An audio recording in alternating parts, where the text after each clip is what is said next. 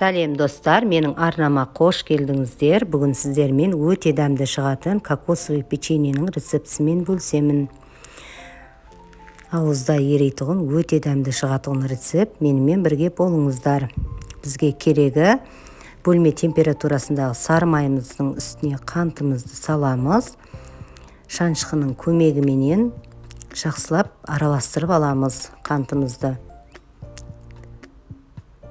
Үстіне жұмыртқамызды саламыз. Жұмыртқамызды салып тағы да араластырып аламыз. Біздің массамыз жақсылап бірігуі қажет. Үстіне ванилин және шым-шым тұзымызды салып, електен өткізілген ұнымызды екі бөлікке бөліп қосамыз. Қамыр қопсытқышымызды қосамыз.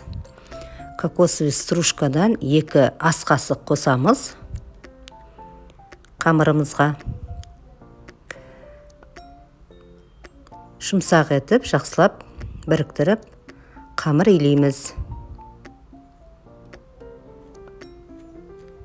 Қамырымыз осындай жұмсақ болып шығады, қолға жабыспайды. Және бұл қамырды бірден формасын шығарып, печеньемізді пісіре берсек болады. Видеодағыдай қолымызбенен алып дөңгелетіп, кокосовый стружкаға аунатып, осылай печеньенің формасын шығарып жасап аламыз.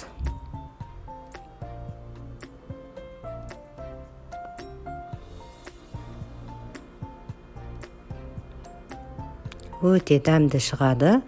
Жасап көріңіздер. Бәрін осылай жасап алдық. Енді 180 градуста қызып тұрған печкамызда 15-20 минуттай пісіріп аламыз. Осындай болып қызарып пісіп шықты. Печеньелеріміздің қазір ортасын көреміз. Үгітіліп тұр, осылай өте дәмді шығады.